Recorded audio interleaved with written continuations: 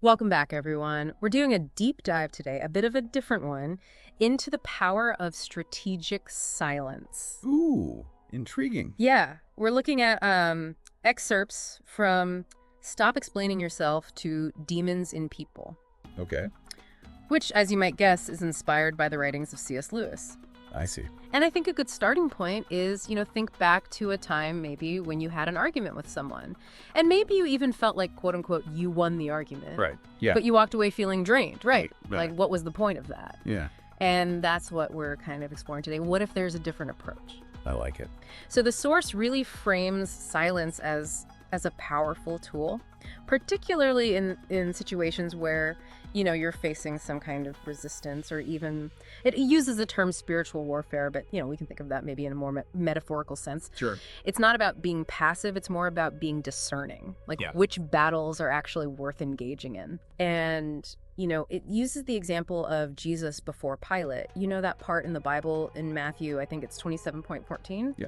where, Jesus is being questioned and he chooses to remain silent. Right. And it's not because he was afraid, but because he understood that in that particular situation, words were not going to change the outcome. Interesting. So it's kind of this idea that there are times when words perhaps are just not the most effective tool.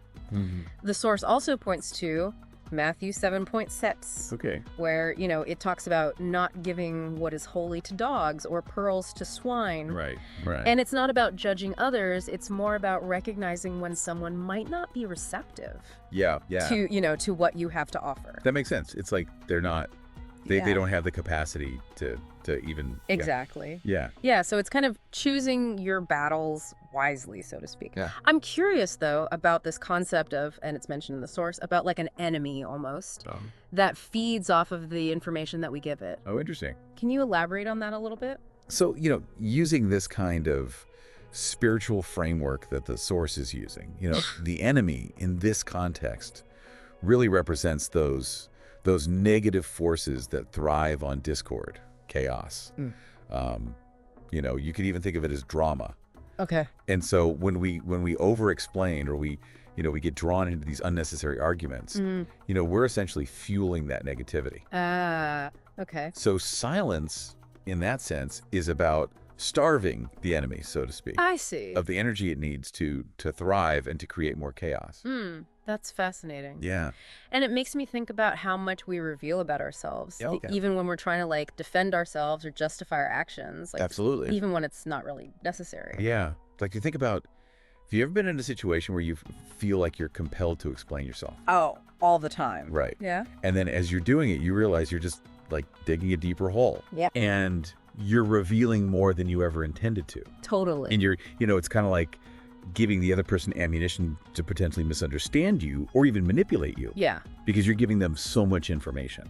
That's a good point. So in a way, the silence becomes a form of protection. It can be, yeah. Almost. Yeah. The source also mentions this concept of like a distraction trap. Right. What is that referring to exactly? So it's this idea that these, again, using the source's language, these negative forces, they want to distract us. Okay. They want to keep us busy. They want to keep us focused on things that don't really matter. Mm-hmm. So they want to bog us down in these, meaningless conflicts and keep us from really fulfilling our true purpose. Okay, so how often do you find yourself, I don't know, in an online argument? All the time. That's right. Or like some drama at work. Social media, yeah. Yeah, this goes nowhere. Absolutely. Yeah, Yeah, it's so easy to get sucked into that. And it's like you look back and you're like, what did I spend the last 2 hours doing? I got nothing accomplished. Yeah, and you just feel worse. Exactly. Yeah. And it's, that's time and energy that can be directed towards our goals, our relationships, just enjoying life. Absolutely. And the source actually references a passage from Isaiah 30.15, Okay. which says, "In returning and rest you shall be saved. In quietness and in trust shall be your strength." Wow. That's really powerful. That is. Because it almost flips it on its head, right? Yeah. We think of silence as this passive thing, Right. but it's actually a source of strength. It's that inner strength. Yeah. It's that quiet confidence that comes from knowing yourself and knowing your truth. Right. It's about finding that that inner peace and clarity amidst all the chaos. Exactly. The source also suggests that silence can actually reveal a lot about the people around us. Oh, interesting. How so? It even quotes Proverbs 17.28, which says, "Even a fool seems wise when silent." Okay. Yeah. So it's almost like how people react to our silence can be very telling. Absolutely. What do you think about that? I think there's a lot of truth to that. You know, think about it. Like if someone's used to you always reacting a certain way and you choose not to engage, Yeah. how do they respond? Right. You know, that can be very insightful. That makes me think about, like, if you have an argument with someone and they're expecting you to, get heated, Yeah. and you don't, like, their true colors might show through. Totally. Yeah. Imagine like someone's trying to provoke you, right? They Yeah. want to get a rise out of you Yeah. and you just don't take the bait. Right. And they become even more hostile or manipulative Yes. because you're not giving them what they want. Yeah. That tells you a lot about them Absolutely. and their intentions and how they view communication. Yeah. This reminds me of that C.S. Lewis quote that, inspired the whole book, that Satan's strategy is simple. If he cannot make you sin, he will keep you busy explaining yourself. Ooh, that's good. Yeah. It's so good, right? Yeah. Like, it reframes so much of the conflict that we get caught up in. And it highlights, especially in today's world, we're just bombarded with information, opinions. Right. You know, there's this pressure to constantly be reacting and responding Yes. and defending ourselves. It's exhausting. It is. So, in a way, silence can be almost an act of rebellion I like that. Yeah. Yeah. against that. Yeah. It's like reclaiming your mental space. Yeah. And your energy. Right. Which, it makes me think about the story of Eve Oh, yeah. in the Garden of Eden, right? Right. Where it's the serpent that engages her in this conversation, Right. ultimately leading to her downfall. The classic story. Yeah. Right. And so if you look at Genesis 3, it's interesting because the serpent doesn't force her to eat the forbidden fruit. No, it's very clever. Right. Yeah. He plants these seeds of doubt by asking, did God actually say? Mm-hmm. Right. And it's Eve's engagement with the serpent, her attempt to explain and rationalize, Yeah. that opens the door to deception. Interesting. So you're saying it's almost like, what if she had just held firm? Right. What if she had just nope, that's what God said, end of story. Yeah, not engaging in the debate. Right. And it's an interesting quadrant, to think about in our own lives. Absolutely. Like, how often do we find ourselves over-explaining or justifying ourselves? Yeah. Even when deep down we already know our own truth. It's like we're trying to convince ourselves as much as we're trying to convince the other person. Right. It's like, do I really believe this? Let me just keep talking until I do. Yeah, exactly. And the source really suggests that instead of exhausting ourselves with all these explanations, that we redirect that energy towards, for those who are spiritually inclined, a deeper connection with, a higher power. I see. But also, even if you're not, a deeper connection with yourself. Right, your own intuition. Yeah. Your own inner wisdom. Exactly. And trusting that, and having faith that things will work out, even when we don't necessarily have all the answers. Mm-hmm. Surrender, almost. Right. And the source even mentions Exodus 14.14, where it says, "The Lord will fight for you, and you have only to be silent." Oh, wow. Yeah. Right. Isn't that a powerful image? It is, yeah. It's like surrendering control Yeah. and finding strength in that stillness. It's that trust, right? That Yeah. faith that things will work out. Exactly. Even when we don't have to be in control all the time. Right. Which can be so challenging, especially in our world today, I know. where we're expected to have an opinion about everything and be constantly putting ourselves out there. Right. And justifying ourselves. Yeah. And it's exhausting. So, the source actually brings up James 1.19, which says, "Let every person be quick to hear, slow to speak, slow to anger." Ooh, I like that. Right. And again, it's interesting because we think of communication as primarily being about speaking, right? Yeah.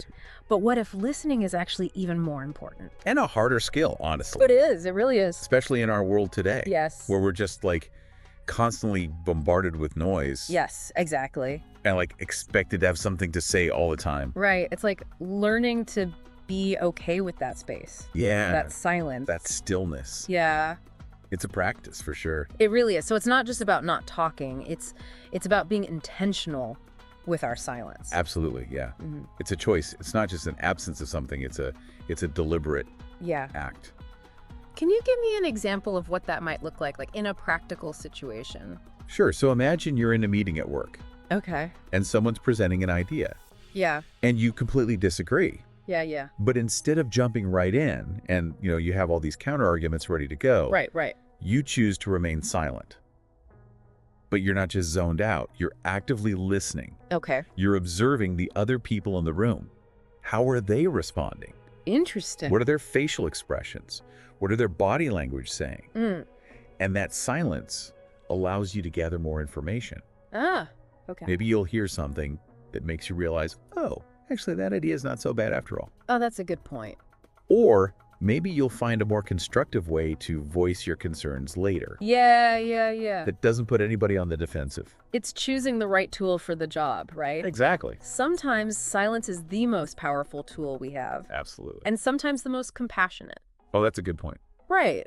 Like, if someone's going through something, sometimes just being there and listening Yeah. is the best thing you can do. Absolutely. And, sometimes we want to fix things. We want to offer advice. Right. But what if the most loving thing to do is just to hold space for that person Yeah, that's beautiful. and let them process what they're going through? It makes me think of that saying, silence is golden.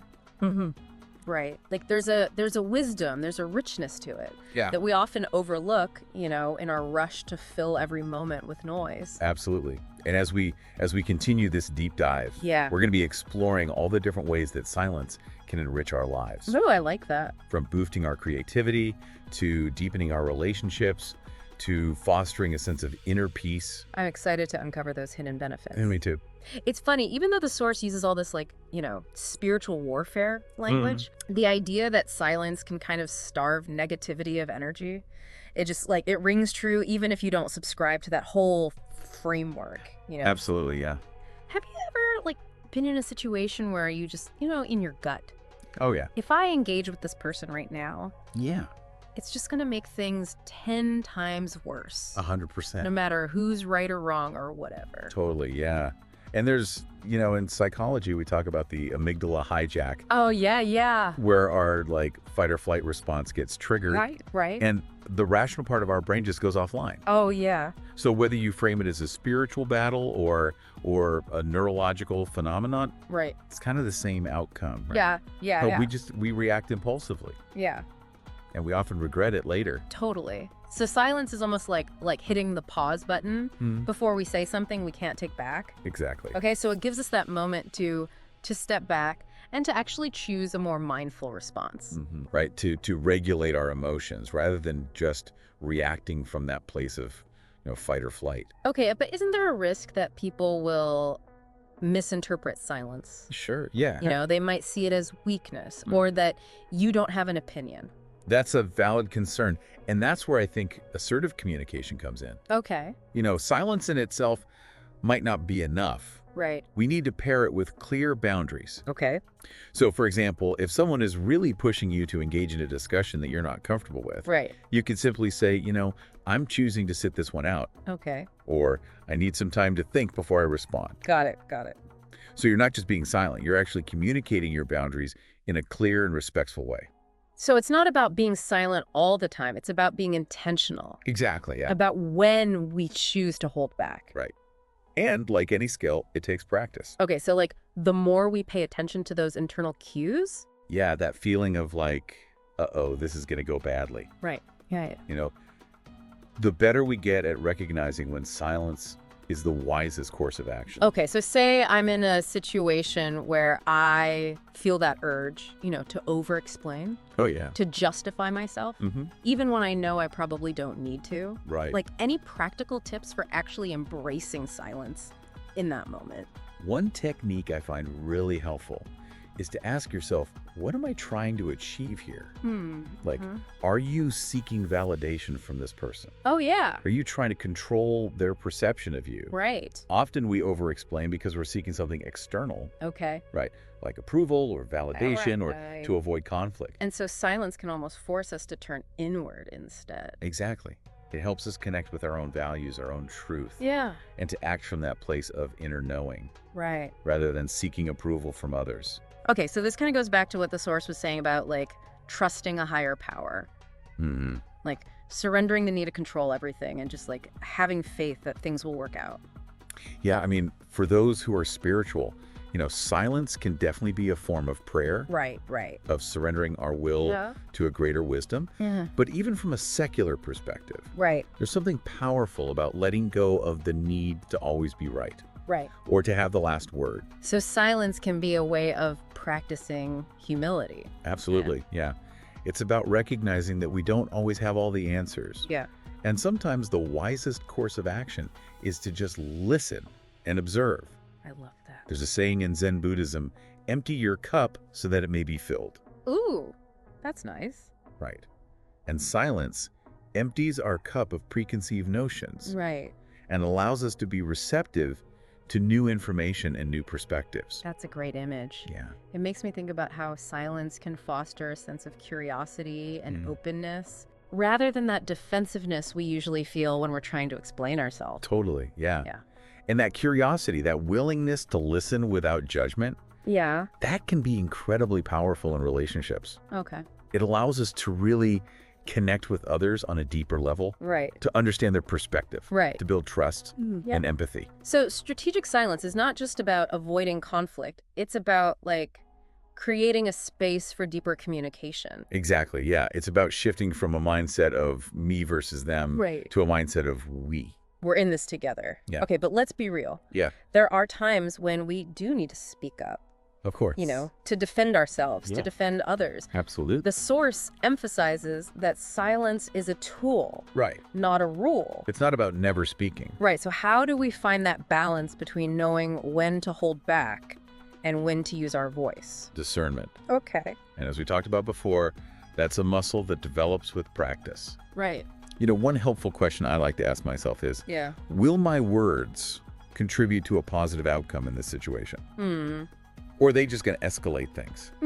That's good. Because sometimes speaking up, even with good intentions, Oh, yeah. can actually make things worse. Absolutely. Yeah. And that's where tuning into our intuition can be really helpful. Oh, okay. We often have a gut feeling about whether or not speaking up is the right choice. Right. And the more we learn to trust that inner guidance, Yeah.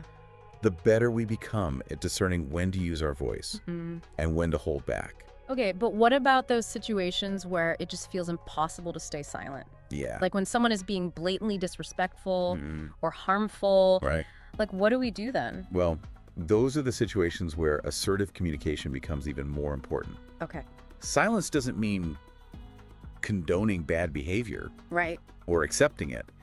It's about choosing our response carefully and strategically. So it's not about being a doormat, it's about choosing the most effective way to address the situation. Exactly. And sometimes the most powerful response is to just calmly and clearly state your boundaries. Okay. You could say something like, I won't tolerate being spoken to that way. Right. Or, this conversation is over if you continue to be disrespectful. Got it. So you're not getting caught up in a reactive back and forth. Right. You're using your words to set clear boundaries. Okay, so even in those moments, can we still incorporate elements of silence? Absolutely. Yeah, Yeah. okay. A well-placed pause, a moment to collect yourself before you speak, Right. can be incredibly powerful in conveying strength and resolve. It's like mastering our own energy Exactly. rather than letting it be controlled by, these external forces. Yeah, you're in the driver's seat. Right.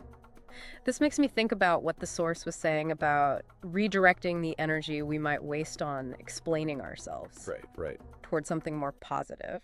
What are some examples of that? Well, imagine all the energy that we pour into, defending our ego, Right. proving ourselves right, trying to control other people's perceptions. Yeah. What if we channel that energy into our passions, our creativity, our relationships? It's like we're trading in a draining way of being Yeah. for something more aligned with who we actually are. Exactly, Yeah. yeah. And the source argues that this shift can actually lead to a deeper sense of peace, Okay. purpose, and even connection with something greater than ourselves. I love that. It's like silence isn't just about what we don't do, it's about what it frees us up to do. Exactly, yeah. Okay, so as we continue exploring this idea of strategic silence, what else are we going to uncover? Well, we're going to dive deeper into how silence can actually boost our creativity, Okay. how it can deepen our relationships, and foster a sense of inner peace, Yeah. even in the midst of a chaotic world. Oh, I'm looking forwad to that. Yeah. It really strikes me this whole idea of strategic silence, it kind of flips the script on how we usually think about communication, right? Yeah, how so? We're so used to thinking that, like, more words, more talking Right. equals better communication. Yeah, more is better, right? Yeah. But what if it's not? Yeah. What if sometimes the most impactful communication actually happens in the absence of words? Ooh, I like that. You think about like a knowing glance, Right. a comforting touch, Yeah. or simply being present with someone who's grieving. Yeah, yeah. Those moments often speak volumes without a single word being uttered. That's a great point. And it makes me think about what the source was saying about, redirecting that energy Mm-hmm. that we might waste on explaining ourselves towards, for those who are spiritually inclined, a deeper connection with a higher power. Yeah, But even if you're not, that deeper connection with yourself. absolutely. There's a profound shift that occurs when we move from a place of constantly needing to defend or explain ourselves Right. to a place of inner trust and acceptance. Hmm. And that's where true strength lies, in knowing who we are, what we stand for, Right. and not needing constant external validation. It sounds like strategic silence can be a pathway to that then, It can be, yeah. to developing that inner strength. Absolutely. Okay, so, but then how do we deal with those situations where silence might be misinterpreted? Yeah, that's a good question. Right, as like weakness or indifference, especially in a culture that often equates silence with passivity. It's about finding that balance, right, between honoring our own need for silence Yeah. and communicating our intentions effectively. So if we're choosing to be silent in a particular situation, it can be helpful to just offer a brief explanation. Like, I need a moment to process this, or Yeah. I'm choosing to just listen right now. Okay. You're being proactive with your silence, Right. rather than letting it be perceived as a lack of engagement or interest. Okay, so it's almost like a communication in itself, It is, yeah. the silence. And as we cultivate this practice, we'll find that our silence becomes less about withdrawal Right. and more about creating space for deeper understanding and connection. It's about shifting from a reactive mode to a responsive one. I like that. Okay, so the source also talks about the importance of discernment Mm-hmm. when it comes to silence. Right. Like, how do we know when it's actually the right approach Yeah. and when it might be more harmful to stay quiet? That's where developing our intuition comes in. Okay. It's about learning to listen to that inner voice that guides us toward what feels right and true. Mm, And sometimes that might actually mean speaking up, right. even when it feels uncomfortable or risky. Right, so it's not a hard and fast rule. It's not. It's Yeah. really about... Strategic silence is not about staying silent at all costs. Right. It's about choosing the most effective and compassionate response in each situation. It's like we have all these tools in our toolbox, right? Hmm. And silence is one of them. Yeah. It's not the only one. And it's important to remember, this is a lifelong practice. Right. It's not something we master overnight. There will be times when we get it wrong. Right? We speak up when we should have stayed silent, or vice versa. Yeah. But those moments, even though they can be frustrating, Yeah. they're valuable opportunities for growth and self-reflection. I like that. So it's like every interaction, whether we choose to speak or remain silent, is a chance to learn more about ourselves Absolutely. and how we kind of navigate the world. It is, yeah. And as we deepen our understanding of strategic silence, Yeah. we'll find that it becomes a powerful tool for creating more peace, clarity, and meaning in our lives. This has been such a thought-provoking deep dive. It has, yeah. As we wrap up, what's one key takeaway you'd like to leave our listeners with? I would encourage everyone listening to consider this. In what area of your life could embracing strategic silence lead to greater peace, clarity, or purpose? What would it look like to walk in the wisdom of silence this week?